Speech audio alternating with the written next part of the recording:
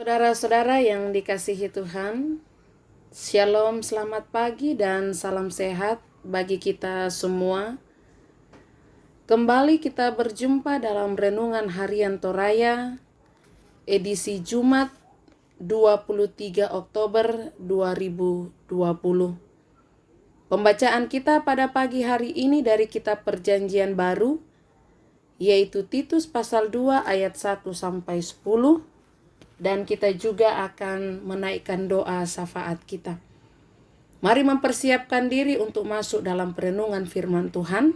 Mari kita berdoa. Ya Allah, Bapa di sorga, kami datang memuji memuliakan nama-Mu untuk segala kasih setia Tuhan yang selalu kami rasakan di dalam hidup ini. Terkhusus pada pagi hari ini, kami ada sebagaimana kami ada oleh karena kekuatan dan kasih karunia Tuhan yang telah dinyatakan kepada kami. Dan kami akan melakukan segala kegiatan kami masing-masing. Namun sebelum itu kami mengawali dengan datang bersekutu untuk membaca dan merenungkan akan firman Tuhan.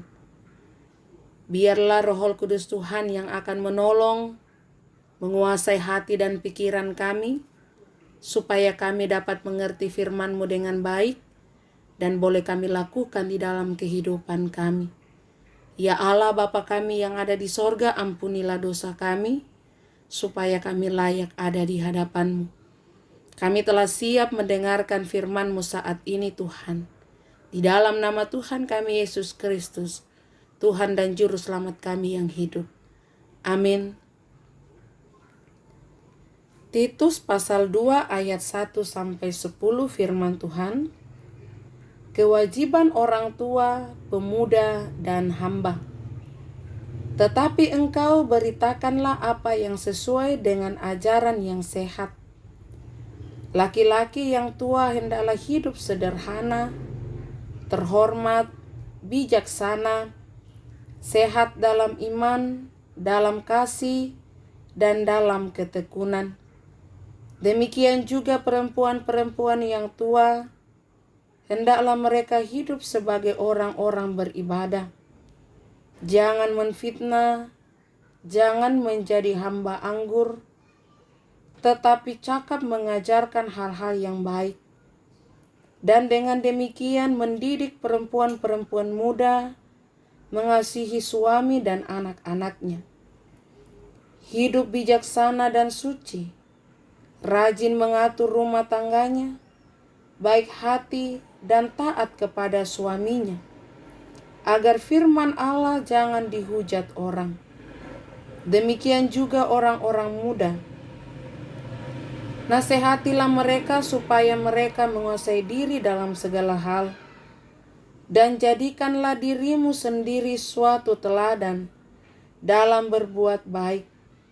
Hendaklah engkau jujur dan bersungguh-sungguh dalam pengajaranmu, sehat dan tidak bercela dalam pemberitaanmu, sehingga lawan menjadi malu, karena tidak ada hal-hal buruk yang dapat mereka sebarkan tentang kita.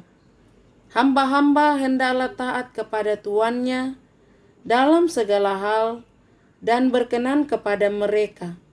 Jangan membantah, jangan curang, tetapi hendaklah selalu tulus dan setia, supaya dengan demikian mereka dalam segala hal memuliakan ajaran Allah, Juru Selamat kita. Amin.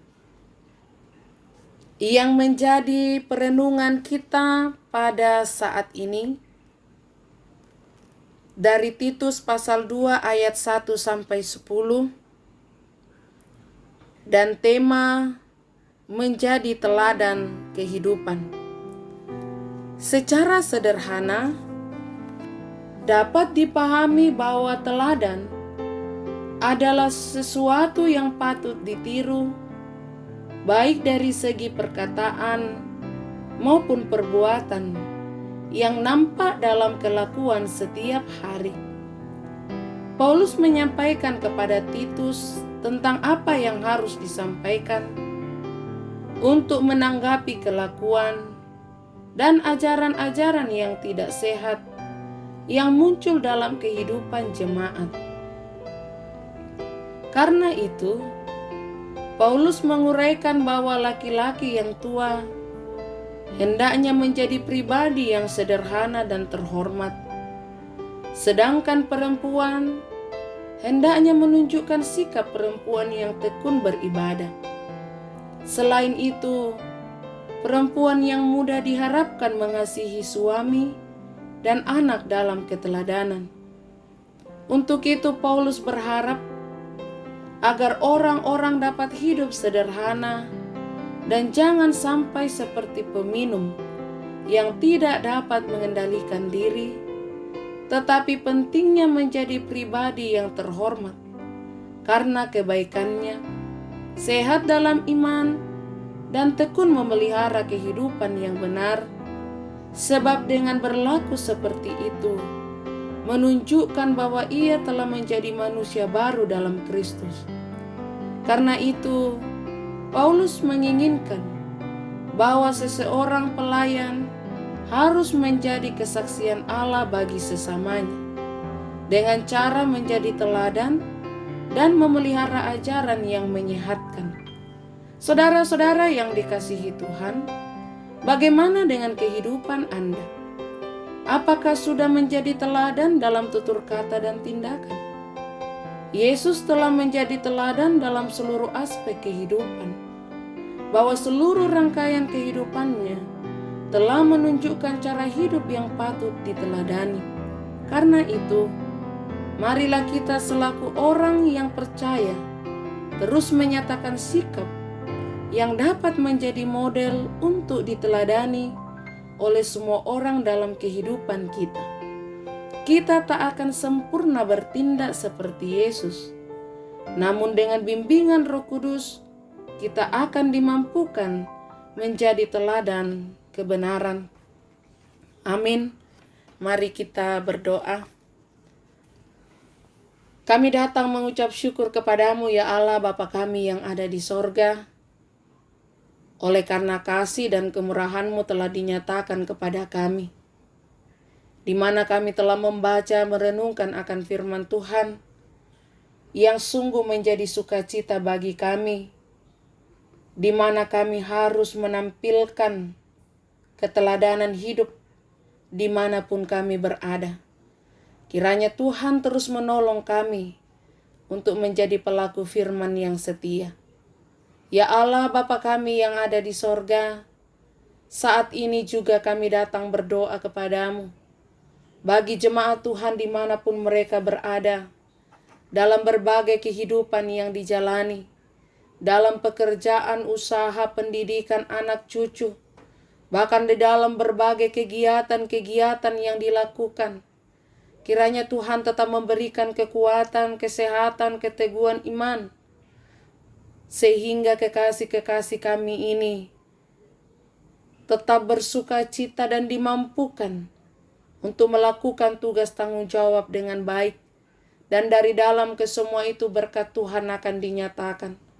Bapa di sorga, kami berdoa jikalau ada di antara jemaat-Mu yang mengalami pergumulan, tantangan dan persoalan, kami mohon Tuhan Engkau hadir di tengah-tengah kehidupan mereka, memberikan kekuatan dan topangan, supaya di dalam setiap masalah mereka tidak putus asa, tetapi terus mengandalkan dan mempercayakan hidup mereka kepada Tuhan.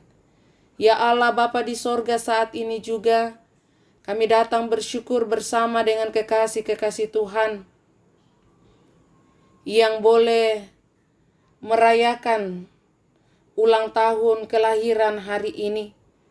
Kami berdoa buat Betria Welina yang bersuka cita oleh karena ditambahkan usianya 1 tahun lagi. Kami juga berdoa bagi yang berulang tahun pernikahan, sukses dalam pekerjaan, usaha, pendidikan, sembuh dari sakit, bahkan berbagai berkat-berkat Tuhan yang diterima saat ini. Biarlah dengan kesemuanya itu Tuhan senantiasa memampukan kami untuk mengucap syukur kepadamu.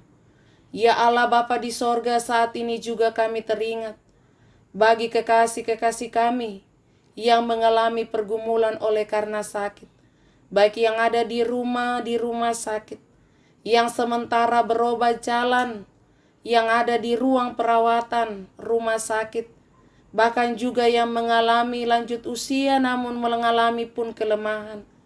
Tuhan, Engkau hadirlah di sana untuk melawat mereka dalam hidup, menjamah bagian tubuh mereka yang sakit, dan dengan kuasa-Mu Engkau memulihkan dan menyembuhkan mereka. Tuhan Allah Bapa kami yang ada di sorga, kami juga datang berdoa kepadamu Tuhan, bagi rencana pembukaan rumah ibadah untuk jemaat Lobatua yang akan dilangsungkan pada tanggal 25 Oktober 2020.